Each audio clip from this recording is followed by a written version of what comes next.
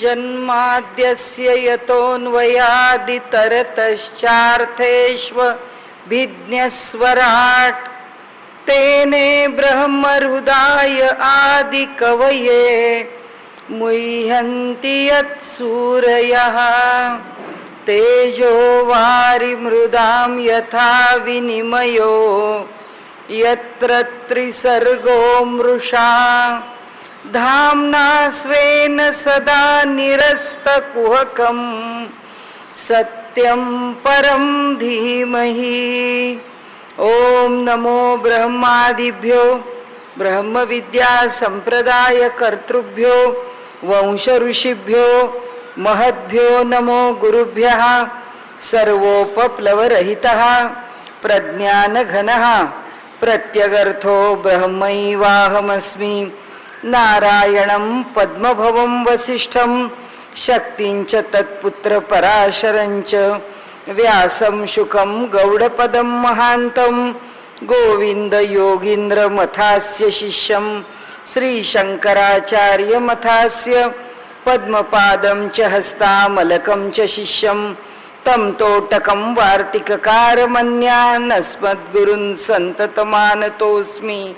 श्रुतिस्मृतिपुराणानाम् आलयं करुणालयं नमामि भगवत्पादं शंकरं लोकशंकरं शंकरं शंकराचार्यं केशवं बादरायणं सूत्रभाष्यकृतौ वन्दे भगवन्तौ पुनः पुनः।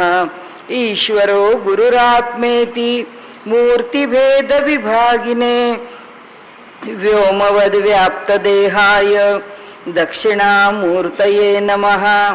कविश्रेष्ठाय गुरवे श्रीगोदातीरवासिने विठ्ठलांघ्रिविलीनाय गणुदासाय ते नमः। आपण काल सुरू केलेला जो विषय आहे तो ब्रह्मतत्वाची सिद्धी करताना हृदयामध्ये ज्याला दहराकाश असं वर्णन ज्याचं केलेलं आहे, ज्याला म्हटलेलं आहे ते दहराकाश म्हणजे परमात्माच आहे, ते परमात्म्याचं स्थान आहे, ते परमात्म्याचं स्वरूप आहे. हा विषय इथे पुन्हा एकदा सुरू झालेला आहे. दहर उत्तरेभ्यः काल आपण सुरुवात केलेली आहे आणि काल विषय संपवला तो ह्याच सूत्रावर संपवलेला आहे. नंतर केलेल्या वर्णनावरून दहराकाश म्हणजे परमात्माच होय. आता ह्या दहराकाशाचं वर्णन करताना त्यांनी जे रूपक घेतलेलं आहे त्या रूपकाचं स्वरूप इथे वर्णन केलेलं आहे आणि ते असं म्हणतात की दहराकाश कसं वर्णन करावं, काय त्याचं स्वरूप आहे. ते ब्रह्मपूर हे शरीर, ह्या शरीराला नाव ब्रह्मपूर असं दिलेलं आहे आणि त्याच्यामध्ये कोमल असं कमळाच्या आकारासारखं आपल्या नाभी कमलापासून म्हणजे बेंबीच्या स्थानापासून नाभी स्थानापासून वरती एक विधभर आणि कंठापासून खाली म्हणाले अशा प्रकारे एक स्थान आहे, त्याला हृदयस्थान असं म्हणतात.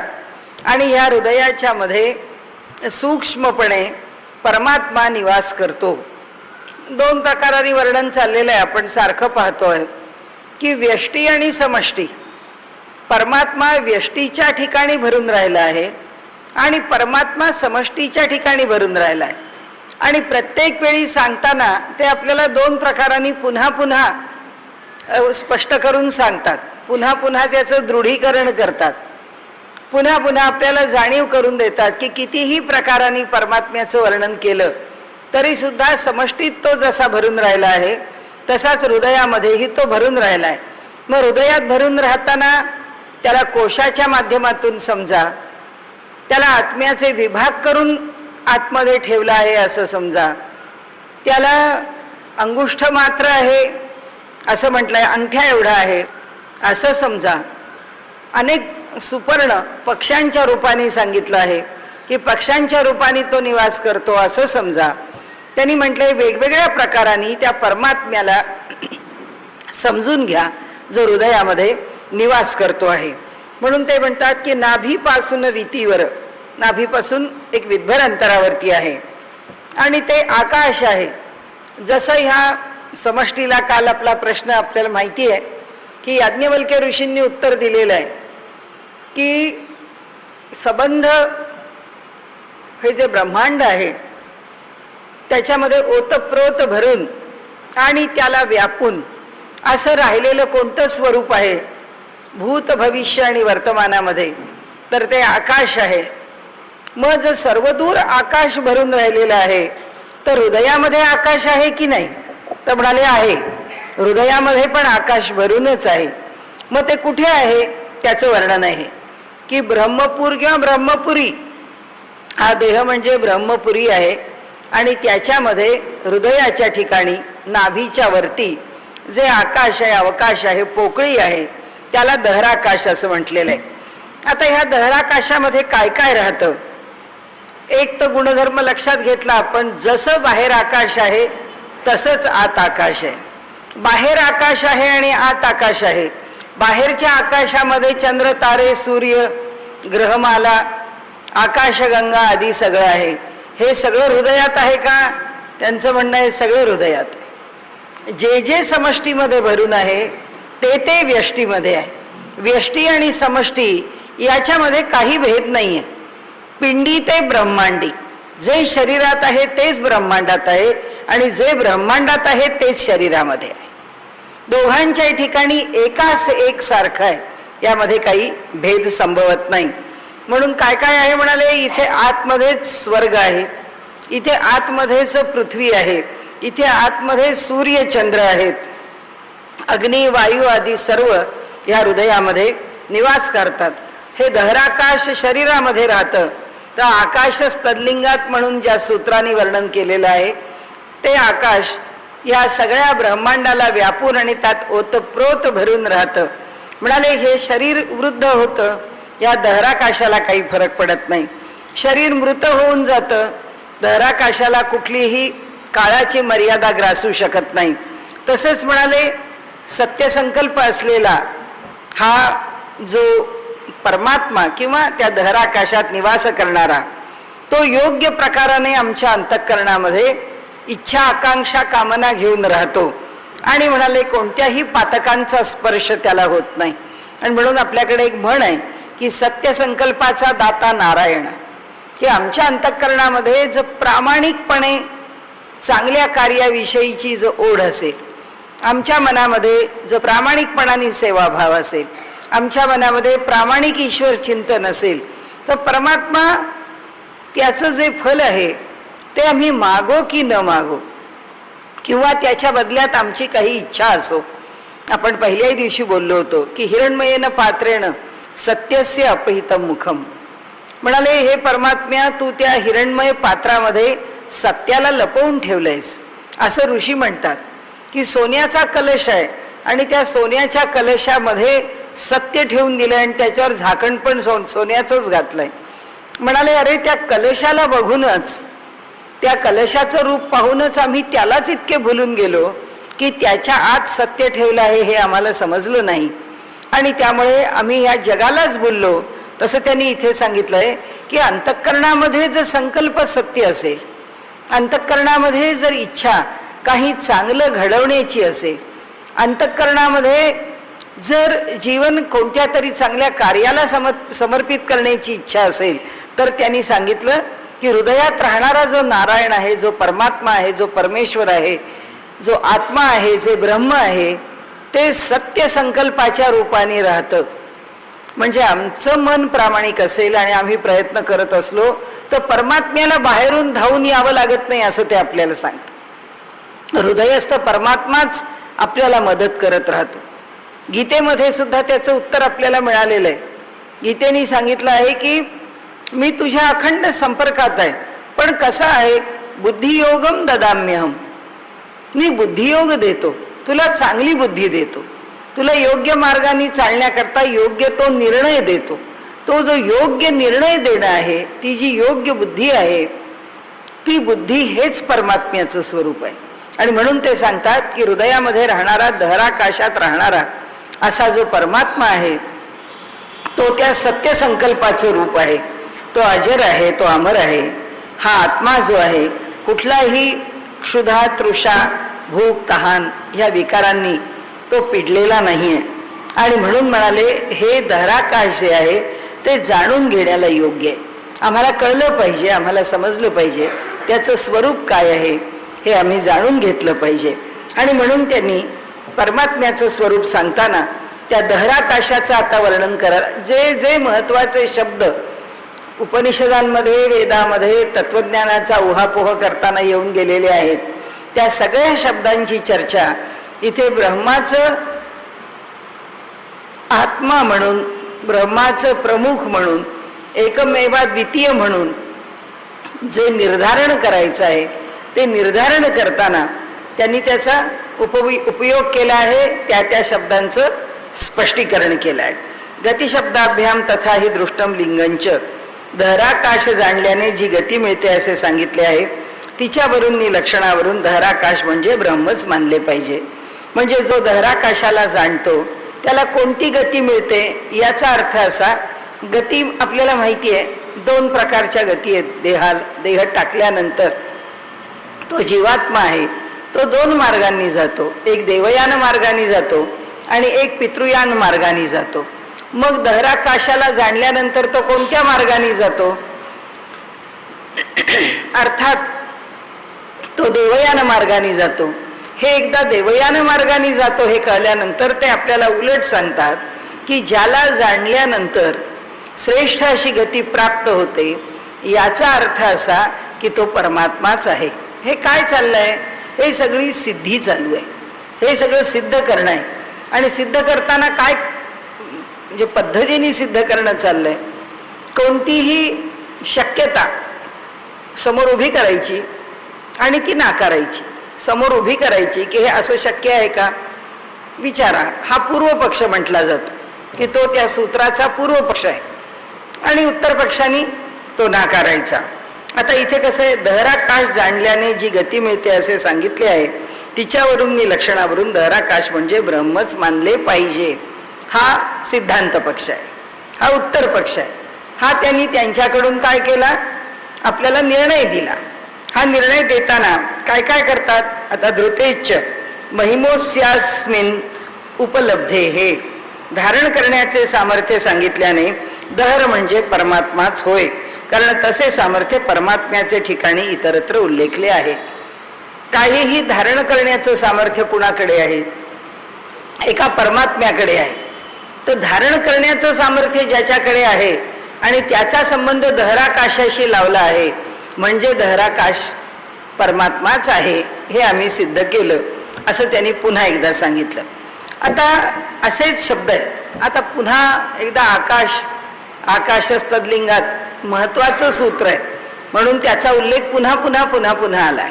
आणि त्यांनी सांगितलं की आकाश शब्द परमेश्वर म्हणून प्रसिद्ध आहे म्हणूनही दहर म्हणजे परमात्माच आहे. काय झालं, काय युक्तिवाद वापरला त्यांनी युक्तिवाद असा वापरला की सर्व विश्वामध्ये भरून राहिलेलं जे आकाश आहे त्याला आकाशच तद्लिंगात म्हणजे आकाश हे परमेश्वर स्वरूपच आहे. फक्त परमेश्वरासारखं चैतन्य आकाशामध्ये नाही. हा एक फरक सोडला तर आकाश आणि परमेश्वर याच्यात काही अंतर राहत नाही. इतका आकाश परमेश्वराच्या जवळ आहे. किंवा दुसऱ्या बाजूनी परमेश्वराचं वर्णन करताना दृश्य रूपामध्ये जर वर्णन करायचं तर कसं करावं? परमेश्वर उदासीन आहे, परमेश्वर अनंत आहे, परमेश्वर असीम आहे, अपार आहे. अशा परमेश्वराचं वर्णन कसं करावं? आकाशासारखं तद्लिंगात. ते लक्षण तुम्ही समजा. जे लक्षण आकाशाचं आहे तेच लक्षण परमात्म्याचं आहे. मग आकाशाला जाणून तो किती व्यापक आहे याची कल्पना करा. आता त्यांनी इथे सांगितलं की हे जे लौकिकातलं आकाश आपल्याला दिसतं आणि ते आकाश जर आम्ही परमात्मा आहे असं म्हणतो किंवा त्याच्याशी तुलना करतो तर हृदयामध्ये आकाश आहे असं म्हटल्यानंतर तिथेही तुम्हाला परमात्मा असाच शब्द धरायला पाहिजे. तिथेही त्याचा अर्थ परमात्मा असाच घ्यायला पाहिजे. म्हणून ते म्हणतात की इतर परामर्शाच इति चेन्ना संभवात, इतरांचा म्हणजे जीवाचाही परामर्श केला आहे म्हणून जीव म्हणजे दहर म्हणू नये कारण तसे असणे संभवत नाही. शक्यता घालवली. छेदून टाकली. पुन्हा कुणाला तरी जीव आहे का अशी शक्यता जर निर्माण झाली तर आकाशाचा अर्थ काही या लोकामध्ये म्हणजे आम्ही पाहतो या लोकात हे दिसणारं आकाश, याला काय आम्ही ब्रह्म म्हणत नाही, याला आम्ही आमचा आकाशच म्हणतो. त्या आकाशात चंद्र उगवला, त्या आकाशात सूर्य उगवला, त्या आकाशात ढग जमा झाले, हिमालयात आकाश खूप उंच दिसतं, आमच्या इथे आकाश खूप ठेंगणं दिसतं वगैरे वगैरे. हे सगळं आम्ही त्याचं वर्णन करतो. तरी पण श्रुतिवचनामध्ये मात्र त्याचा अर्थ ब्रह्म असाच लावलेला आहे.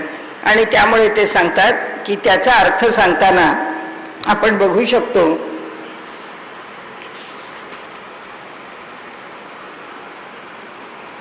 अथ यदिमस्मिन् ब्रह्मपुरे दहरम पुंडरीकम वेश्म दहरस्मिन् अंतराकाशः, एवढं पाहिलं तरी पुरे आहे. म्हणाले आम्ही जे वर्णन केलेलं आहे आकाशाचं, त्याला हृदयामध्ये जे व्यापक रीतीने रूपाने भरून राहिलेलं आहे ते काय आहे? ते दहराकाश आहे. म्हणजे हृदयामध्ये निवास केलेला आकाश. यावान वा अयम आकाश स्थावन्नेशोंतर हृदय आकाशः उभे अस्मिन् द्यावा पृथ्वी अंतरेव समाहिते. आणि हे दोन्ही आकाश कोणती? हे जे दिसणारं जे आकाश आहे याच्यामध्ये द्यावा आणि पृथ्वी जशी व्यापून राहिलेली आहे किंवा ओतप्रोत भरलेली आहे किंवा त्याला आकाश वेढून राहिलेलं आहे, तसंच हे आमचं जे अंतराकाश आहे या अंतराकाशामध्ये सुद्धा द्यावा आणि पृथ्वी यांना वेढलेलंच आहे. म्हणजे जसं बाहेर आहे तसंच पिंडात आहे. आमच्या आतमध्ये हृदयाकाशामध्ये हे सगळं आम्हाला आतमध्ये बघायला मिळेल, हे सगळं आम्हाला आत अनुभवायला मिळेल. त्याचं कारण एकच आहे, जे जे बाहेर आहे ते ते सगळं आत आहे, ते ते सगळं आत आहे. हे कसं सिद्ध होतं? हे या सूत्राने सिद्ध नाही पण सामान्य सूत्राने सिद्ध होतं की जो परब्रह्म आमच्या ठिकाणी राहत आहे किंवा ज्यांनी हे जग निर्माण केलेलं आहे त्या ब्रह्माच्या करता, त्याला जाणण्याकरताची जी 4 महावाक्य उपनिषदांची म्हटलेली आहेत त्यामध्ये प्रज्ञानम ब्रह्म अयम आत्मा ब्रह्म असं म्हटलेलं आहे. प्रज्ञान ब्रह्म म्हणजे आता प्रज्ञानम ब्रह्म म्हणजे प्रकर्षेण ज्ञानमय ब्रह्म आहे. मग आता हे ब्रह्म आमच्या ठिकाणी कसं आहे? हे ब्रह्म आमच्या ठिकाणी कसं आहे? आमच्या ठिकाणी कसं भरून राहिलेलं आहे? तर त्यांनी म्हटलंय की ते एका ठिकाणी एका बाजूला काल जसं आपण म्हटलं ना की विशेष रूपाने ते हृदयामध्ये आहे, पण सामान्य रूपाने ते संपूर्ण शरीरामध्ये, संपूर्ण शरीरात आहे. म्हणजे कुठे कुठे आहे? पेशीनं पेशीमध्ये ते भरून राहिलेलं आहे. त्यामुळे आमच्या प्रत्येक पेशीत ते ब्रह्म आहे. म्हणजे हृदयामध्ये आकाश आहे. हृदयाकाश दहराकाश शब्द एकच आहे. हृदयाकाश किंवा दहराकाश काही म्हटलं तरी बिघडत नाही, पण ते असं म्हणतात की नुसतंच हृदयाकाशात आणि दहराकाशात हे भरलंय असं नाही, तर आमची प्रत्येक पेशीनं पेशी आहे ती प्रकर्षेण ज्ञानमय आहे. प्रज्ञान घन, ती प्रज्ञान घन आहे. याचा अर्थ असा की त्या पेशीला या जगातलं ज्याचं कशाचं ज्ञान मिळवायचं असेल ते मिळवण्याचं सामर्थ्य त्या तेवढ्या पेशीत आहे. आणि या सगळ्याचा उपयोग आज वनस्पती शास्त्रामध्ये सुद्धा जे टिश्यू कल्चर डेव्हलप झालंय, जे हॉर्टिकल्चर डेव्हलप झालंय, त्या टिश्यू कल्चरमध्ये काय आहे?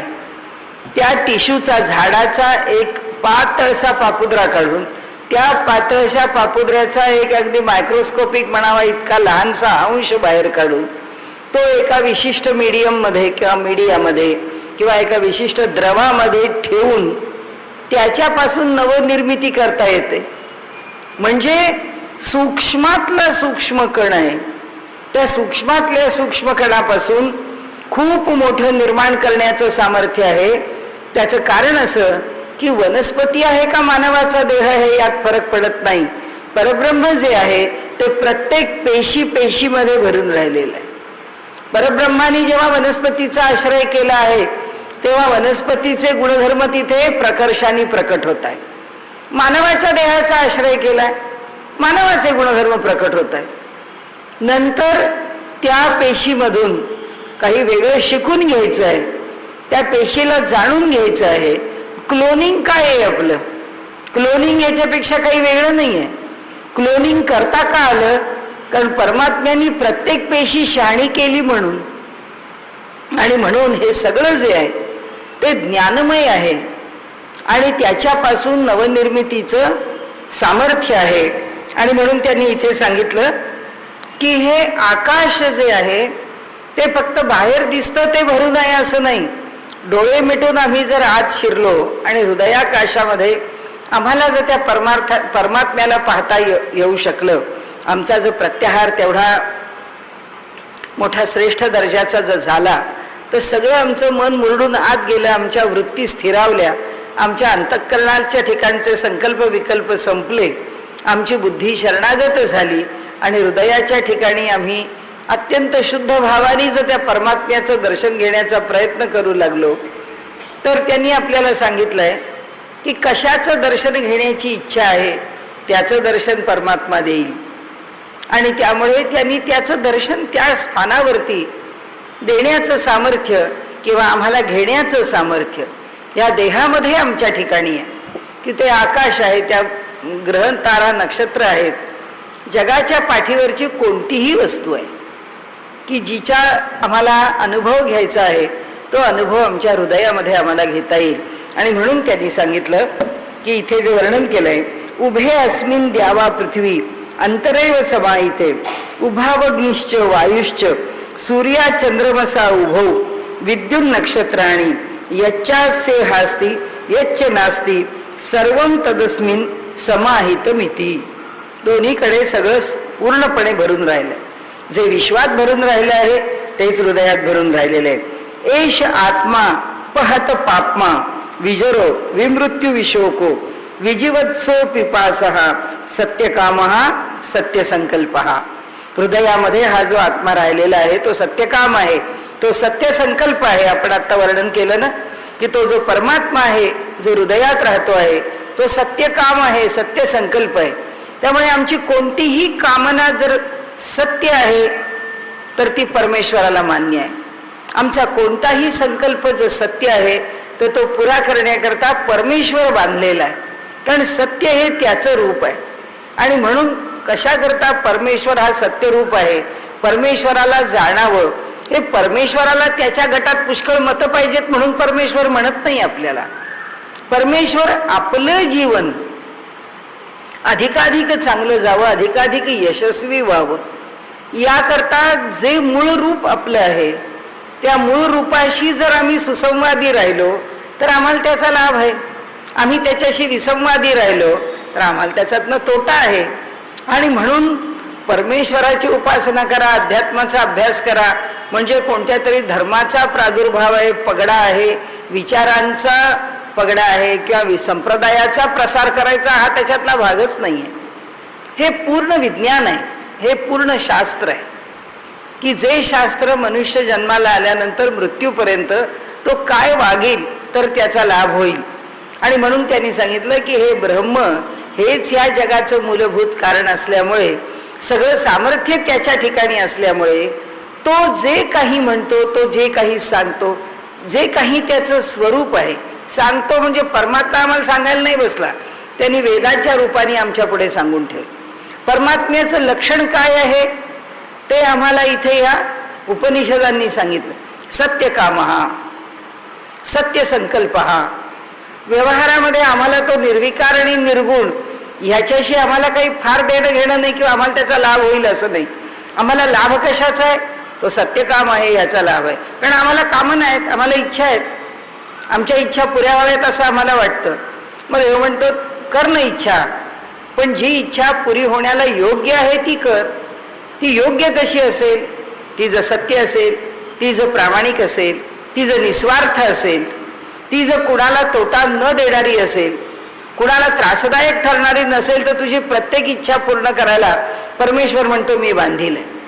कोणताही संकल्प कर, उत्तम संकल्प कर, तो संकल्प पुरा होतो की नाही बघ. लोक म्हणतात अहो आम्ही एवढं 5 कोटीचं प्रोजेक्ट घेतलं, आम्ही 100 कोटीचं प्रोजेक्ट घेतलं. काही नाही हो, आपण देवाचं नाव घ्यायचं आणि काम सुरू करायचं. आपल्याला प्रामाणिकपणे काम करायचं आहे ना, हे लोकांच्या हिताचं काम आहे ना, झालंच पाहिजे, होतच. होणार नाही असं शक्यच नाही. जर संकल्प सत्य आहे तर संकल्प कितीही मोठा असला तरी तो पुरा होणार आहे, हा त्याच्या मागचा भाव आहे. म्हणून त्यांनी सांगितलं दहराकाशामध्ये जो निवास करतो त्या सत्यसंकल्पाला म्हणजे आमच्यातल्या पुरं करण्याकरता बाहेर जाऊन साकडं नाही घालावं लागत. तो अंतस्थ परमात्मा आहे, तो परमात्माच त्याला साह्यभूत होतो असं त्यांनी इथे सांगितलंय. आणि म्हणून आकाशाच्या बाबतीत पुन्हा तोच संदर्भ दिलाय की आकाश बाहेर भरून राहिलेलं नाही आहे, सगळं आत भरून राहिलेलं. जे जे जिथे कुठे आहे असं आम्ही म्हणतो तो परमात्मा त्या विराट रूपात आहे असं आम्ही म्हणतो, आकाशामध्ये आहे असं म्हणतो, प्राणात आहे, ज्यात आहे म्हणतो, त्या सगळ्यातला परमात्मा आमच्या ठिकाणी आमच्या हृदयात आहेच. तो आम्हाला जो हृदयात आहे तो कळावा ही उपनिषदांची प्रामाणिक इच्छा आहे आणि तळमळ आहे. पण असं आहे आम्हाला तो आतला परमात्मा कळत नाही. म्हणून आपण त्या दिवशी बघितलं की झटकन त्यांनी सांगितलं मग ठीक आहे, आतला कळत नाही मग बाहेर बघा, मग बाहेर तो मूर्तीत बघा, परमात्म्यात बघा, संतात बघा, देवांमध्ये बघा, तुम्हाला जिथे बघा असं वाटेल तिथे बघा. आणि म्हणून त्यांनी म्हटलं की आपल्या ठिकाणी दहर जे आहे ते निरनिराळ्या भावांनी लक्षणांनी युक्त आहे. उत्तराच्छेदाविर्भूत स्वरूप असतो.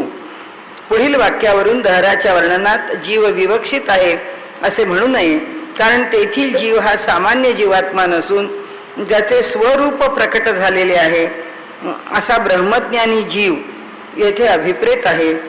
म्हणून दहर शब्दाने परमात्माच घेतला पाहिजे. आता ज्या श्रुतीचा निर्णय करायचा आहे त्या श्रुतीच्या संबंधाने चर्चा आहे. कोणती श्रुती आहे? छांदोग्य उपनिषदामध्ये एक कथा आली आहे. मला प्रजापतींच्या समोर देव आणि असुर, देव आणि दानव दोघेही जमलेले होते. ते तिथे जमलेले असताना प्रजापतींनी देव आणि असुरांना गंभीरपणाने सांगितलं की हे बघा, तुम्ही सर्वजण इथे आलेले आहात आणि तुम्ही शिष्य आहात, तुम्ही त्या आत्मस्वरूपापासून निर्माण झालेले आहात.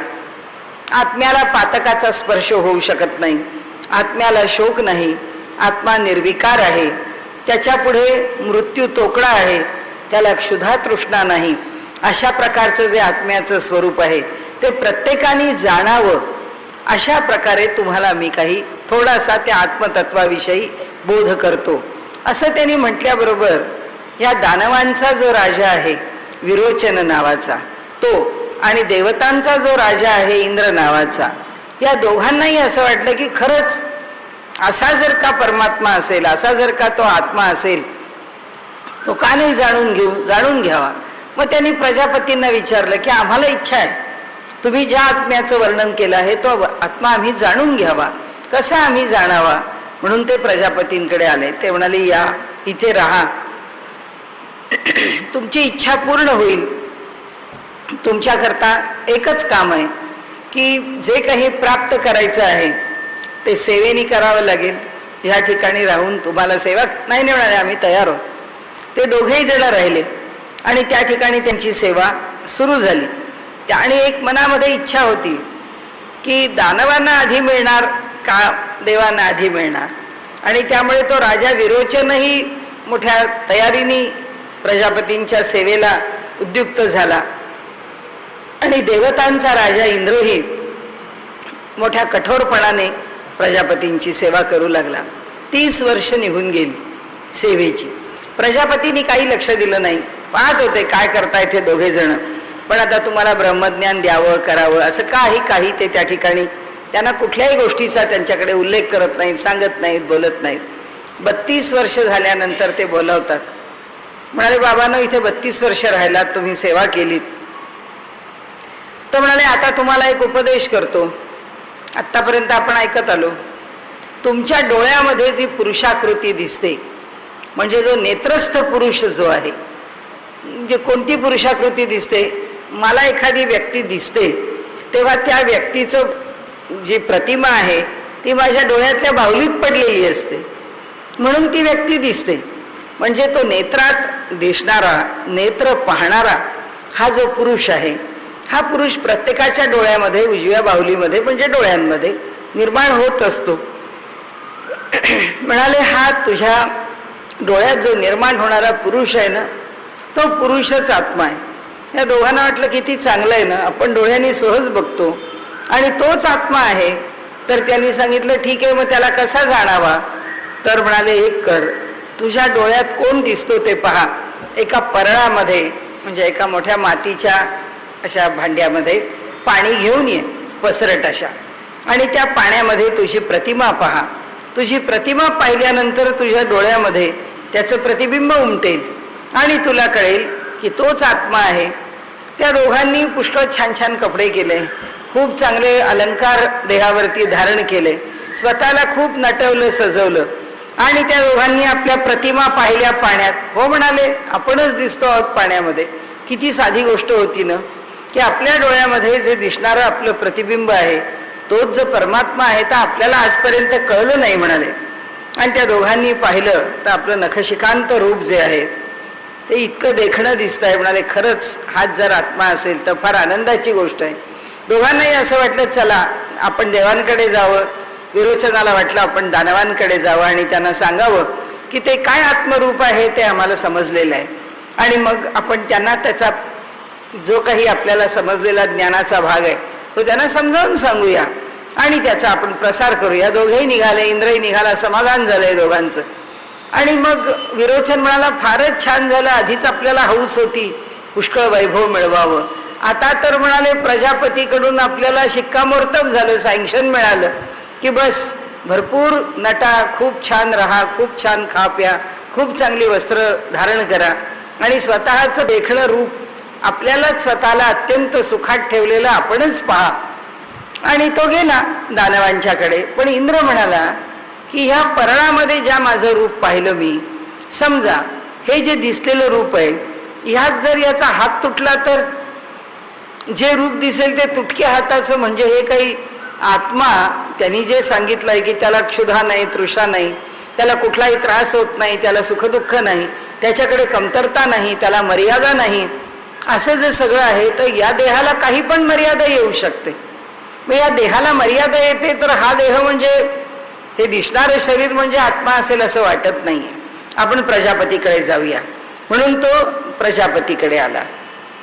प्रजापतीकडे आल्यानंतर त्यांनी सांगितलं की काय आहे या परब्रह्माचं स्वरूप. तर म्हणाले ह्या परब्रह्माचं जे स्वरूप आहे ते मला तुम्ही सांगितलं ते काही मला तितकं पटत नाही. तर म्हणाले ठीक आहे, मग तुला काय पटते? नाही म्हणाले मला तुम्ही अजूनही सेवा करायला सांगितली तरी हरकत नाही, तुम्ही मला सांगा. मग म्हणाले अजून सेवा कर. त्यांनी सेवा करायला सुरुवात केली. पुन्हा 30 वर्ष निघून गेली तरी सुद्धा प्रजापतींनी काही त्याच्याकडे लक्ष दिलं नाही. जेव्हा 32 वर्ष झाली त्यावेळी प्रजापतींनी सांगितलं की तुला जे स्वप्न पडतं तो ते स्वप्न म्हणजेच परमात्मा आहे असं समज, कारण त्याच्यात तुझं शरीर नसतं, त्याच्यात तुझी ही इंद्रिय नसतात, या शरीराचा सहभाग नसतो आणि त्यामुळे तेच आत्म्याचं स्वरूप आहे. ठीक आहे म्हणाले, असू शकेल, कारण त्याला ह्या देहाची जर मर्यादा पडत नाही तर त्या मर्यादेच्या पलीकडे आहे ते, म्हणजे असू शकेल. आणि इंद्राला ते पटलं. इंद्र निघाला आणि तो चिंतन करत होता की स्वप्नामध्ये दिसणारं जे स्वप्नसृष्टीचं रूप आहे त्यामध्ये आपण काय बघतो? देह बघतो, चांगलेच देह बघतो, पण असा त्याचा अर्थ नाही की सगळं स्वप्न चांगलंच बघतो. कधी कधी स्वप्न पाहतो तेव्हा भय असतं, कधी कधी स्वप्न पाहतो तेव्हा दुःख होतं. म्हणजे हर्ष, शोक, मान, अपमान, भय हे सगळं स्वप्नामध्ये आहे. मग ज्या आत्म्याला हे स्पर्शूच शकत नाही तो स्वप्नातला आत्मा मला भय कसं दाखवील? तो स्वप्नातला आत्मा मला दुःख कसं दाखवील? ते तेव्हा इंद्राला असं वाटतं की जे काही सांगितलं आहे ते काही मला अजून पुरतं किंवा खरं सांगितलेलं नाहीये. तो पुन्हा प्रजापतींकडे येतो आणि म्हणतो की स्वप्नामध्ये दिसणाऱ्या गोष्टींना मर्यादा आहे. त्याचं कारण त्याच्यामध्ये हर्ष, शोक, विमर्श सगळं काही भरलेलं आहे, त्याच्यामध्ये मर्यादा आहे. स्वप्नावर नियंत्रण नाही. स्वप्न सुखच देतं असं नाही, स्वप्न पाहिजे तेवढा काळ मिळतं असंच नाही, अशा अनेक मर्यादा आहेत. मग त्या स्वप्नामध्ये आत्मा आहे कसं म्हणावं? प्रजापतींनी सांगितलं ठीक आहे, तुझं जर ह्यानी समाधान झालेलं नाहीये तर मग म्हणाले मी तुला आणखी उपासना करायला सांगतो. ठीक आहे म्हणाले, मी करतो. आणि पुन्हा त्यांनी 32 वर्षाची तपश्चर्या केली. आणि जेव्हा पुन्हा 32 वर्ष तपश्चर्या झाली तेव्हा प्रजापतीने सांगितलं की तू मला जिंकलंस म्हणाले. तू 30 30 30 असं 3 वेळा म्हणजे 100 वर्ष तप केलंस आणि केवळ आत्मतत्व काय आहे हे जाणून घेण्याकरता केलंस. याचा अर्थ तुझ्याकडे ईश्वराला जाणण्याची तीव्रतेने इच्छा आहे, तर त्या ईश्वराचं स्वरूप काय आहे हे मी तुला सांगतो, असं इंद्राने त्याला सांगितलं. ते म्हणाले, पहिल्यांदा मी तुला जे सांगितलं की शरीर हाच परमात्मा आहे, म्हणजे खोटं नाही आहे. परमात्म्याला जर प्राप्त करून घ्यायचं असेल तर आपलं शरीर उत्तम असलंच पाहिजे. जर शरीराला उत्तम नाही राखलं तर परमात्मा मिळत नाही, परमात्म्याला प्राप्त करता येत नाही. कारण धर्माचं साधन शरीरच आहे आणि त्यामुळे शरीर उत्तम राखलं पाहिजे. म्हणून पहिल्यांदा आत्मा म्हणजे शरीर आहे असं मी तुला सांगितलं. दुसऱ्यांदा तुला मी सांगितलं की स्वप्न म्हणजे आत्मा आहे. आता स्वप्न म्हणजे आत्मा आहे हे का सांगितलं? त्याचं कारण असं की हे जे शरीर आहे हे शरीर स्वप्नात नसतं, पण तरीही आपण स्वप्न पाहतो. याचा अर्थ शरीर म्हणजे आपण नाही, स्वप्नात हे शरीर येऊ शकत नाही. पण स्वप्न ज्यानी पडतं किंवा स्वप्न ज्याचं पडतं ते सगळं ह्या शरीरापेक्षा वेगळं दिसू शकतं. म्हणजे दुसरं कोणीतरी आहे याचा विचार तुझ्या ठिकाणी यावा, आणि म्हणून मी तुला दुसऱ्यांदा सांगितलं की स्वप्न हाच परमात्मा आहे. आता तू तिसऱ्यांदा उपासना करून आलेला आहेस. तुला मी सांगतो की गाढ झोप सुषुप्ती हाच परमात्मा आहे. कारण म्हणाले या गाढ झोपेमध्ये आपल्याला कशाशीच जाणीव नसते आणि जाणीवरहित स्थितीमध्ये एक आनंद मनुष्याला मिळतो. तो आनंद जो आहे तो त्या सुषुप्तीच्या बाहेर आल्यावर, म्हणजे झोप संपल्यानंतर आपल्याला कळतं की अरे काय छान झोप लागली होती, काय झोपेमध्ये बरं वाटलं, माझी सगळी झीज भरून आली, एवढं डोकं दुखत होतं पण इतकी छान झोप लागल्याबरोबर डोकं दुखायचं थांबलं. म्हणजे हे जे सगळे आनंदाचे अनुभव आहेत ते त्या झोप झाल्यानंतर आलेले आहेत. म्हणजे त्या काळामध्ये कुठे ना कुठेतरी आनंद हा प्राप्त होत असतो हे त्यांनी त्या ठिकाणी जाणवून दिलं. आणि त्यांनी असं म्हटलं की आता तुला सांगतो म्हणाले, परंतु ज्यावेळी तुला आनंद मिळत असतो त्यावेळी तुला तो कळत नाही. हा त्या सुषुप्ती अवस्थेमधला दोष आहे. कळत नाही म्हणजे अज्ञान आहे की त्यावेळी तू आनंद मिळवत असून सुद्धा तुला तो आनंद कळत नाही. आणि दुसरं म्हणजे त्याच्या बाहेर आल्यानंतर तुला तो आनंद आहे हे कळलं, पण हे जर निघून गेलं, हे अज्ञान जर निघून गेलं आणि ज्यावेळी तू गाढ झोपेत जातोस तसा तू गाढ आपल्यापासून वेगळा निघून गेलास, तर त्यावेळी जे प्राप्त होईल, त्यावेळी ज्याचा ज्ञान होईल, त्यावेळी ज्याचा आनंद होईल, या अज्ञानरहित स्थिती. गाढ झोप ही अज्ञानाच्या स्थितीमध्ये आनंद आहे आणि समाधी ही समजून उमजून असलेली ज्ञानाची स्थिती आहे. म्हणजे ज्यावेळी जीव समाधीमध्ये आहे, ज्यावेळी तो साधक समाधीमध्ये आहे, त्यावेळी त्याला त्या आनंदाची जाणीव आहे. तो आनंद उपभोगत असतो, त्या क्षणी उपभोगत असतो. झोपेमध्ये आनंद उपभोगत असतो पण त्याला त्या आनंदाची त्यावेळी जाणीव नसते. झोपेच्या बाहेर आल्यावर त्याची जाणीव त्याला निर्माण होते. आणि म्हणून म्हणाले, ह्या आत्म्याचं तुला जेव्हा ज्ञान होईल त्यावेळी तुझं हे अज्ञान नाहीसं होईल. हे जे मी पण वेगळं राहिलेलं आहे ते मी पण निघून जाईल, आणि मी पण निघून गेल्यावर माझं म्हणून काही जेव्हा शिल्लक राहत नाही तेव्हा प्रिय अप्रिय काही राहत नाही, असं म्हणून त्यांनी पुष्कळ मोठा उपदेश केला. आता इथला जो विषय आहे तो विषय काय झाला की ब्रह्मज्ञानी पुरुष जो आहे त्याला दहराकाश म्हणायचं का? कारण ब्रह्म आत राहतं, म्हणजे ब्रह्मज्ञानी पुरुष काय हृदयात राहतो का? शंका दूर केली. आपल्याला माहितीच आहे असं होतच नाही. ब्रह्मज्ञानी पुरुष काय फक्त हृदयात राहत नाही. सगळे संत सत्पुरुष तुमच्या आमच्यासारखेच व्यवहार करतात, सगळे सत्पुरुष आम्हाला उपदेश करतात, सगळ्या सत्पुरुषांना तुमच्या आमच्याबद्दलची तळमळ आहे, हे सगळं सगळ्यांना माहिती आहे. हे व्यासांना सुद्धा माहिती आहे. पण तरी सुद्धा एक शक्यता दूर केली आणि त्यांनी सांगितलं की ब्रह्मवेत्याला जर दहराकाश म्हटलं तर काय कारण नाहीये त्याला नाही म्हणण्याचं. तो आमच्या हृदयात राहतो का? हो, राहू शकतो.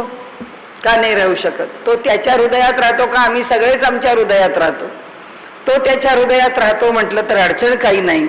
पण म्हणाले त्याचा लाभ आम्हाला काही विशेष नाही, कारण तो त्याच्या हृदयात राहील यात काय नवलय. तो समाधी अवस्थेमध्ये असतो तेव्हा त्याच्या हृदयामध्येच असलेल्या परमात्मेशी तो एकरूप असतोच.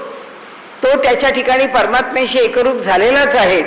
पण म्हणाले ब्रह्मज्ञानी पुरुष हे प्रत्यक्षात दहराकाशात राहत नाही, प्रत्यक्षात देहधारी आहेत.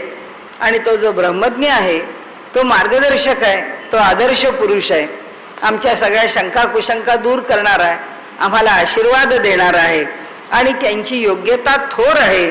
म्हणून आमच्या अंतःकरणामध्ये शंका असायचं कारण नाही की ते आमच्या समोर वावरत आहेत. सत्पुरुष जोपर्यंत आमच्या समोर वावरतायत देहानी तोपर्यंत ते दहराकाशात राहतात म्हणायचं कारण नाही. पण जेव्हा ते देहानी आमच्या समोर वावरत नाहीत तेव्हा आम्ही त्यांना प्रतिमेत पाहतो आणि आमचं जर सामर्थ्य असेल तर आम्ही त्यांना आमच्या हृदयात पाहू शकतो. की आमचं गुरुतत्व आहे, म्हणजे ज्याचे जे गुरु आहेत त्या गुरूंची प्रतिमा हृदयामध्ये विराजमान आहे.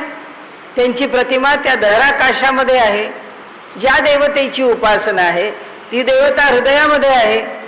म्हणून मारुतीरायांचा जो एक प्रसंग वर्णन केलेला आहे की सीतामाईंनी त्यांना पृथ्वी मोलाचा नवरत्नांचा हार दिला आणि त्यांनी सांगितलं की हे मारुतीराय, तुम्ही जे अलौकिक असं कार्य केलं आणि त्या लंकेपासून मला सोडवण्याची आपण जी मोठी अवघड अशी कामगिरी करायला घेतलीत त्यावेळी तो सगळा सागर पोहून आल्यानंतर मला सांगितलं माझ्या खांद्यावर बसा, मी आपल्याला प्रभू रामचंद्रांची भेट घडवून देतो. त्यावेळी मी त्यास तयार झाले नाही. परंतु रावणाने जे जे काही त्या ठिकाणी विपरीत केलं त्या विपरीततेला उत्तर देण्याकरता आपण चुणूक म्हणून आपल्या शेपटीने त्या पेटत्या शेपटीचा उपयोग करून घेऊन आपण लंका दहन केलं आणि रावणाला पुन्हा जेरीस आणलं. आणि एवढंच नाही तर प्रत्यक्ष प्रभू रामचंद्रांना लक्ष्मणाला ज्या ज्या प्रकारे मदत करणं शक्य आहे किंवा ती शक्ती ज्यावेळी लक्ष्मणाला त्रास देऊ लागली किंवा तिचा त्रास झाला त्यावेळी आपण संजीवनी जी आणावी लागली आणि ज्याचा उपयोग करावा लागला अशा ज्या काही वेली आहेत किंवा ज्या औषधी आहेत त्या औषधी आपण घेऊन आलात आणि या सगळ्यामुळे आपण अनेक वेळा केलेले ह्या युद्धातले जे पराक्रम आहेत ते आपले अतुलनीय पराक्रम आहेत. तर काय त्याच्याकरता मी करावं किंवा कसं उत्तराई व्हावं? तर मला जो प्राप्त आहे प्रभू रामचंद्रांच्याकडून तो असा नवरत्नांचा जो हार आहे तो हार मी तुम्हाला देते आणि तुमचा सत्कार करते. तो हार जेव्हा मारुतीरायांच्या गळ्यामध्ये घातला त्यावेळी मारुतीरायांनी ते एक एक पृथ्वी मोलाचं रत्न इतकं सुंदर सुंदर इतकी मोठी मोठी रत्न होती त्या मोठ्या मोठ्या रत्नांचा तो जो हार आहे त्यातलं एक एक रत्न त्यांनी फोडायला सुरुवात केली. तेव्हा त्यामुळे तुम्ही रत्न का फोडता? हे असं रत्न आपल्याला इथे बघायला सुद्धा पृथ्वी तलावर मिळणार नाही. तेव्हा मारुतीराय म्हणाले की मी बघतो आहे की या रत्नामध्ये राम आहे का, कारण त्याच्यामध्ये जर राम असेल तर ते इथे मला गळ्यात घालण्यामध्ये भूषण आहे. म्हणाले नाही तर मला ते गळ्यात घालण्यात काय भूषण आहे? तेव्हा लोकांनी विचारलं की जर त्या रत्नाच्या आत राम आहे का असं तुम्ही म्हणता तर मग तुमच्या हृदयाच्या आत राम आहे का? हो आहे म्हणाले. मी माझं हृदय तुम्हाला फाडून दाखवतो. आणि त्यांनी आपलं हृदय फाडून दाखवलं तर आज सिंहासनावरती प्रभू रामचंद्र आणि सीतामाई विराजमान झालेले आहेत असं दृश्य लोकांना दिसलं. आणि मारुतीराय म्हणाले माझ्या हृदयात अखंड भगवंताची स्थापना झालेलीच आहे, भगवंत दिसतोच आहे. मग आपल्या मनात शंका पुढची की आता जर ते हृदय शिवून बंद करून टाकलं तर त्याच्या आतमध्ये काय ते सोन्याचं सिंहासन सीतामाई राम बसलेले आहेत का? काय आवश्यकता आहे? काही आवश्यकता नाही आहे. त्याचं कारण असं आहे की परमात्मा ज्याच्या हृदयामध्ये दहराकाशामध्ये आतापर्यंत आपण पाहिलं तो अत्यंत सूक्ष्म रूपामध्ये राहतो, तो अंगुष्ठ मात्र राहतो, तो प्रादेश मात्र राहतो, तो ज्योतिरूपाने राहतो, तो प्राणरूपाने राहतो. याचा एकच अर्थ आहे की हृदयामध्ये निवास करून राहिलेला परमात्मा अत्यंत सूक्ष्मपणाने निवास करतो. पण ज्या क्षणी त्याचं प्रकट रूप दाखवण्याची वेळ आली त्यावेळी हा ब्रह्मविद झालेला, ब्रह्मभावालाच प्राप्त झालेला नव्हे, तो ब्रह्मच झालेला असा जो भक्त आहे, त्या भक्ताच्या ठिकाणी परमात्मा ते लौकिक रूप घेतो. परमात्मा आमच्याकरता सगुण साकार रूप घेतो. म्हणजे मारुतीरायांनी आपलं हृदय फाडून दाखवलं किंवा आपल्या ठिकाणी आपल्या देहावरती परमात्मा विराजमान आहे हे दाखवलं. याचा अर्थ सारखाच आतमध्ये परमात्मा बंद करून ठेवला होता असा त्याचा अर्थ नाही. परमात्मा आहेच, तो ज्योतिरूपानी आहे, तो सूक्ष्म रूपानी आहे. आपण बघितलं तो किती लहान आहे. केसांचा सुद्धा एका केसाचा 1000वा भाग जर काढला तर त्या 1000व्या भागात आता काय उरणार आहे त्या 1000व्या भागामध्ये. कारण त्या केसाचे 1000 भाग जर करत गेलो आम्ही तर ते जितकं सूक्ष्म असेल तितकी ती आमच्या अंतरंगामध्ये राहणारी परमात्मा नावाची ज्योती आहे ती इतकी सूक्ष्म आहे, अतिसूक्ष्म आहे.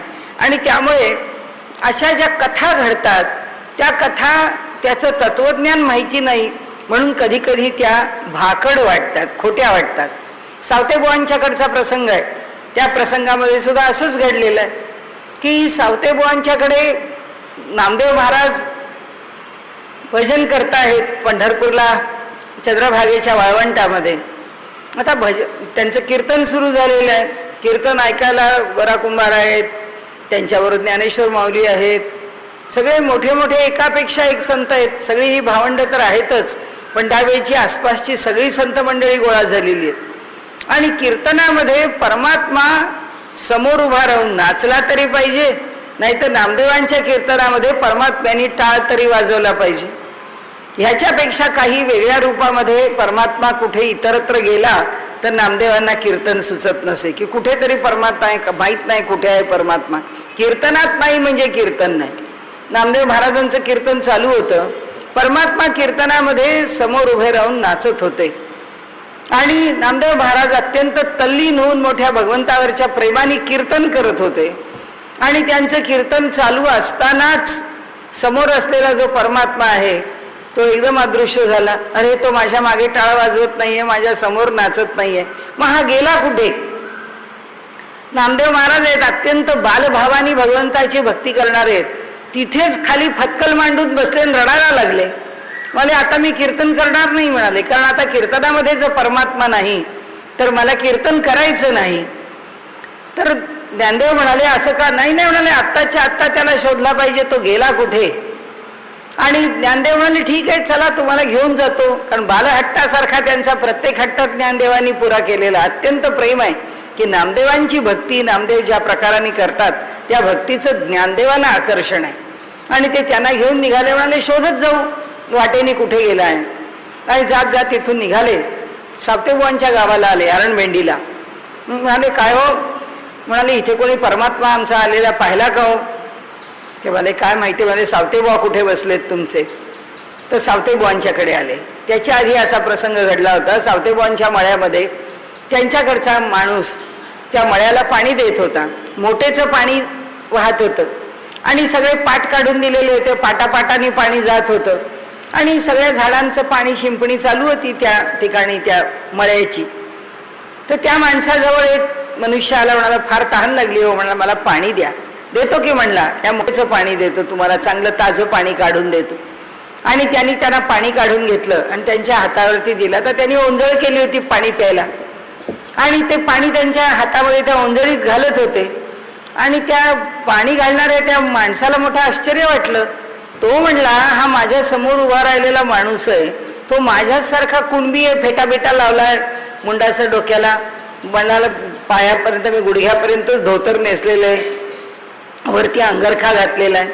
आणि म्हणलं या पाण्यात जे प्रतिबिंब पडलंय ते तर विठोबाचं पडलंय. आणि हा पाणी मागतोय हा तर माणूस साधाच आहे. त्यांनी पाणी दिलं. म्हणलं बाबा जरा थांबा, तुम्ही हातपाय धुवा, मी आलोच. त्यांनी सावतेबुवाने येऊन सांगितलं सावतेबुवा आलेला माणूस नाहीये, हा परमात्मा आहे, याचं प्रतिबिंब मी पाण्यात पाहिलेलं आहे, हा विठोबाच आहे. आणि ताबडतोब सावतेबुवा आले. सावतेबुवा म्हणाले की पांडुरंगा तू का आलास इथे. तेव्हा पांडुरंगाने सांगितलं अरे म्हणले काय सांगू, तो ज्ञानदेव आणि नामदेव माझ्या मागे लागलेत म्हणले, मला शोधत निघालेत आणि ते मला पकडून नेण्याकरता येत आहेत, मला कुठेतरी लपव म्हणाले तू. कुठे लपवू तुम्ही सांगा म्हणाले. फाड म्हणले तुझं पोट आणि मला तुझ्या पोटात लपव. तिथे काय सावतेबुवा आहेत ते, त्यांनी काय विचार केला नाही भगवंता तिथे ॲनेस्थेशिया देणार का कशाने फाडू, माझ्याकडे तो कोयता आहे, मला इन्फेक्शन होईल, काही भानगड नाही. हातामध्ये जे धारदार शस्त्र आहे त्यांनी आपलं पोट फाडलं आणि भगवंताला म्हणाले तू माझ्या पोटामध्ये सामावून जा. आणि त्याच्यावरती आपली घोंगडी घेतली आणि बसून राहिले भगवंताचं भजन करत. ज्ञानदेव आणि नामदेव तिथे आले आणि आल्यानंतर म्हणाले अहो कीर्तन चालू होतं, कीर्तनामध्ये पांडुरंग समोर होता आणि निघाला म्हणाले तिथून आणि आता आम्ही शोधत आलो तुमच्याकडे आला का, कारण तुमचा भाव फार उत्कट आहे आणि म्हणून म्हणाले तो तुमच्या भावानी तुमच्या भजनामध्ये आकृष्ट होऊन तर नाही ना आला. झालं नामदेवांना हे सगळं ज्ञानदेव विचारता येते, इतके व्याकुळ झाले होते की आता जीव राहतो का जातो अशी नामदेवांची वेळ आली होती. भगवंतांनी सांगितलं की सावतेबुवा आता मला बाहेर काढा, हा माझा भक्त नाही तर इथंच प्राण टाकायचा. आणि त्यामुळे त्यांनी सांगितलं की हो म्हणाले माझ्याकडे चाला. घडला तो वृत्तांत सावतेबुवांनी प्रामाणिकपणाने सांगितला आणि पोटाला बांधून ठेवलेलं जे होतं ते काढलं आणि म्हणाले भगवंताला म्हणाले बाहेर या. परमात्मा बाहेर आले, त्यांच्यासमोर प्रकट झाले. आणखीन पुढे कथा आहे, मी ती फार वाढवत नाही, आपल्याला एवढीच सांगते की कुर्मदास नावाचे एक संत होते. त्या संतांना फक्त धड होतं, हातही नव्हते आणि पायही नव्हते. त्यांची इच्छा होती की काय वाटेल ते करावं पण पांडुरंगाचं दर्शन घ्यावं. ते आपल्या घरापासून निश्चय करत ते धड शरीर कसं चालणार, नुसतं धड आहे. ते ओढत ओढत पंढरपूरच्या दिशेने निघाले होते आपल्या शरीराला ओढत. आणि परमात्मा रोज रात्री त्यांच्या सहवासाला जायचा. एक विकणारा, कपडे विकणारा असा पांढऱ्या घोड्यावर बसलेला, पांढरे कपडे घातलेला असा एक सुंदर असा व्यापारी होऊन परमेश्वर त्या रूपात जायचे आणि रात्री त्या कुर्मदासांना खाऊपिऊ घालायचे आणि दुसऱ्या दिवशी काय त्यांच्या शरीराने ओढेल तेवढा अंतर ते आपले ओढत असत कुर्मदास. आणि रात्र झाली की पांडुरंग भेटायचे. नामदेवांना पांडुरंगाने सांगितलं अरे तुझी भक्ती फार श्रेष्ठ आहे असं तुला वाटतं, तुझ्या भक्तीने मी तुझ्याकडे बांधलोय असं तुला वाटतं, एकापेक्षा एक श्रेष्ठ भक्त आहेत म्हणाले. हा जो सावता आहे हा आहे त्याच्या मळ्यात बसलेला आहे पण तो सर्वत्र मला पाहतो. नामदेवा तुझी कधी दृष्टी सुधारेल, नामदेवा तू कधी व्यापक होशील आणि तुला त्या ज्या मूर्तीत माझ्या बांधून पडला आहेस त्याच्या कधी बाहेर येशील. मला चल मी तुला दाखवतो. म्हणून या दोघांनाही त्यांनी घेतलं, ज्ञानदेव आणि नामदेवांना आणि सावतेबुवांना घेऊन कुर्मदास जिथे होते तिथे आले. आणि त्यांनी सांगितलं या कुर्मदासांना विचारा रोज रात्री कोण येतो तुझ्या बरोबर, कोण राहतो, काय त्याची सेवा करतो. आणि तेव्हा कुर्मदासांना तिथे भगवंतांनी साक्षात सगुण दर्शन दिलं. त्यांनी दर्शन दिल्याबरोबर कुर्मदासांनी सांगितलं की त्या पंढरपुरात जाऊन भगवंता तुझं रूप पाहण्याची इच्छा होती, आता काय गरज राहिली, तिथे जाऊन तुला बघायची काय गरज, तू मला इथे येऊनच दर्शन दिलंस. पण पांडुरंग म्हणाले नाही, ज्या सगुण साकार मूर्तीचं तुला वेळ होतं ना, चल म्हणाले तुला मी घेऊन जातो. आणि परमात्म्याने त्याला पांडुरंगाच्या मंदिरात आणलं आणि त्या मंदिरात त्या देवळाचं वैभव दाखवलं आणि कुर्मदासांना पाठवून दिलं. अशा घटनांच्या नंतर मग नामदेवांना गुरूंच्याकडे पांडुरंगाने पाठवलेलं आहे आणि ते सुद्धा विसोबा खेचर. आणि गुरूंकडे जाऊन शहाणा हो याकरता भगवंत पाठवतोय त्याचं नामदेवांना रडू येत होत. त्यांना इतकं दुःख झालं की ह्यांनी मला पंढरपुरातून बाहेर काढलं, आता भगवंत नाही, मुक्ताबाईंनी मला पुष्कळ मुक्ताफळं ऐकवली आहेत, आता हा गुरु मला काय करील, कारण पांडुरंग नाही माझ्या बरोबर, हा जर मला काही चार शब्द बोलील तर मला अपमान सहन करावा लागेल. इतका भाव कोमल आहे, इतका भाव साधा, इतका भाव बाल आहे.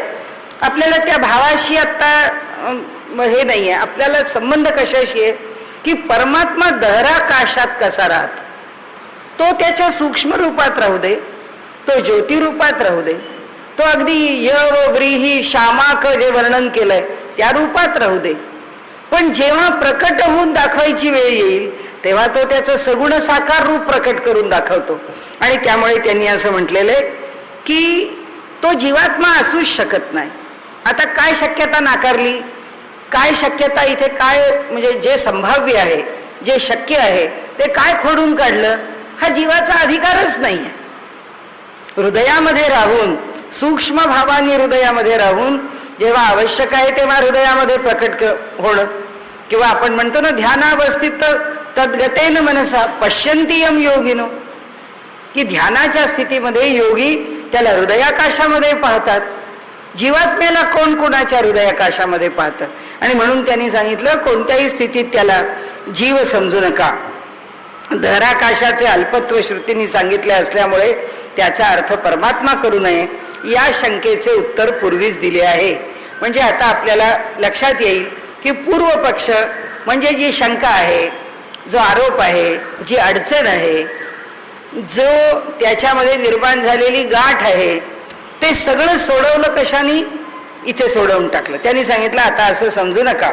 अनुकृतेस्तस्यच, त्याचे अनुकरण करतात असे वर्णन असल्याने सर्वांना प्रकाशित करणारा तो परमात्माच आहे. संपला, दहराकाश विषय संपला. आता त्यांनी आता ते म्हणजे फायनल, आता ते शेवटाला आले. म्हणून ते म्हणतात की जो प्रकाश देतो तो परमात्माच आहे. म्हणजे आता त्याचं दृढीकरण चाललं. दृढीकरणच म्हणजे काय? आतापर्यंत जे सिद्ध करत आणलं ते पुन्हा एकदा प्रघट्ट करतायत, पुन्हा एकदा एक वळसा देऊन पक्क करतायत. म्हणजे सूर्य असो, चंद्र असो, या जगात जे जे काही आहेत प्रकाश देणारे, त्या सगळ्यांना प्रकाश देणारा तो आहे. मला स्मृतीही असंच सांगते. म्हणाले गीता सुद्धा सांगते. म्हणाले चंद्र सूर्य त्यांना सुद्धा प्रकाश देणारा तोच परमात्मा आहे.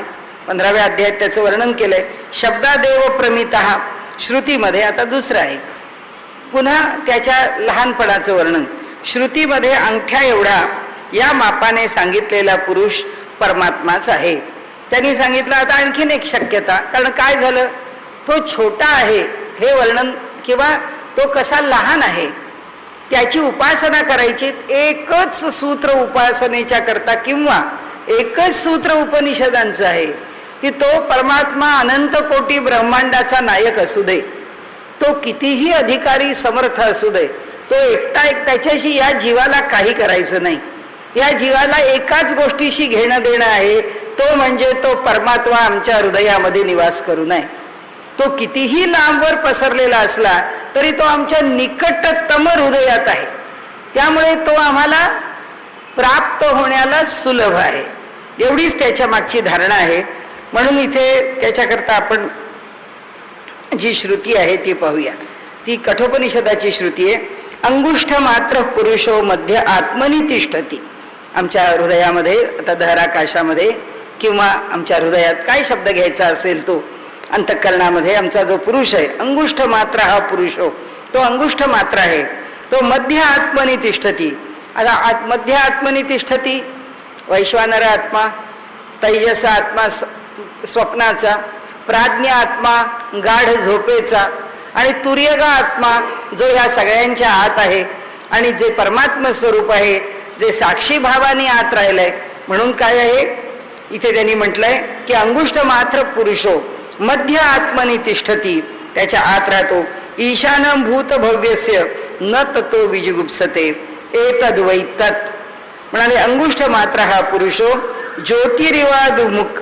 म्हणे काय काय आहे म्हणाले, तो ज्योती आहे. ज्योतिरिव म्हणाले ज्योतीप्रमाणे प्रकाश देणारा आहे.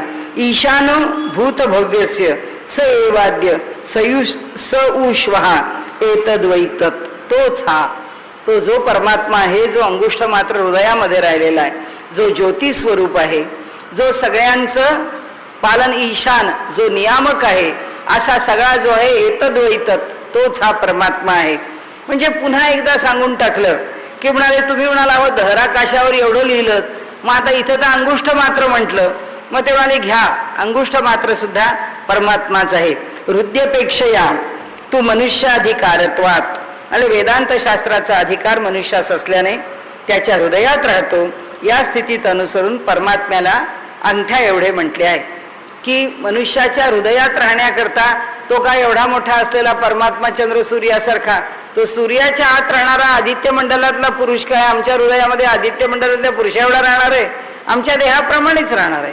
म्हणूनच पहिल्यांदा सांगितलं 3.5 हाताचा देह आहे, मुठभर हृदय आहे. आता त्याला किती आतमध्ये अवकाश आहे, त्याच्यामध्ये परमात्म्याने केवढं रूप घ्यावं. म्हणून परमात्मा सूक्ष्म रूपाने आमच्याकडे राहतो. आता त्यांनी सांगितलंय एक मुद्दा आहे थोडासा, ज्याची आपण सुरुवात करू आणि विषय पुढे नेऊ. म्हणजे आज थांबू आपण की मनुष्याला परमात्म्याला प्राप्त करण्याचा अधिकार आहे. मग देवांना परमात्म्याला प्राप्त करण्याचा अधिकार आहे का? हो म्हणाले आहे. ते देवता रूप बनलेले आहेत, पण देवता सुद्धा या काही चिरंजीव नव्हेत, त्या काही परमात्म्यासारख्या अमृत तत्वाला प्राप्त झालेल्या नव्हेत. मग त्या देवतांनी सुद्धा परब्रह्म किंवा ब्रह्माच्या प्राप्तीची इच्छा करावीच करावी, आणि त्यांनी जर इच्छा केली तर त्यांना ते परमात्म तत्व प्राप्त होणार आहे. मनुष्यामध्ये कोणाला प्राप्त होणार आहे? कुणालाही. तिथे जात पात, स्त्री पुरुष, लहान मोठा काही प्रश्न नाही आहे. फक्त ज्याच्यावरती, उद्याला ती सूत्र बघूया आपण, फक्त ज्याच्यावरती उत्तम संस्कार झालेला आहे, ज्याचं अंतःकरण अत्यंत संवेदनाशील झालेलं आहे, ज्याच्या अंतःकरणाला परमात्म प्राप्तीची ओढ लागलेली आहे, असा जो जो जीव आहे तो जीव परमात्म्याचं म्हणजे परमात्म तत्वाच्या प्राप्तीचा किंवा ब्रह्मजिज्ञासेचा अधिकारी आहे, असं ह्या ब्रह्मसूत्रांनी सांगितलंय. ते एक सुंदर असं प्रकरण आहे. तर त्याचा विचार आपण उद्याला करू, आणि उद्याला हे प्रकरण संपून जाईल. आणि मग शेवटी जे चौथं प्रकरण आहे ते प्रकरण आपल्याला 2 दिवसामध्ये पुरं करणं काही अवघड नाही, कारण त्यात सुद्धा पुन्हा या विषयांचीच साधारण गोळाबेरीज आहे. त्यामुळे ब्रह्माच्या सिद्धीकरता जे विषय त्यांनी विचारात घेतलेत त्या सगळ्या प्रमुख विषयांचा आपण शक्यतो जर झरझर का होईना पण आपण परामर्श घेतलाय. आता उद्याला ब्रह्मज्ञानाचा अधिकारी कोण याची चर्चा ब्रह्मसूत्रांनी काय केली आहे तो विषय आपण बघूया.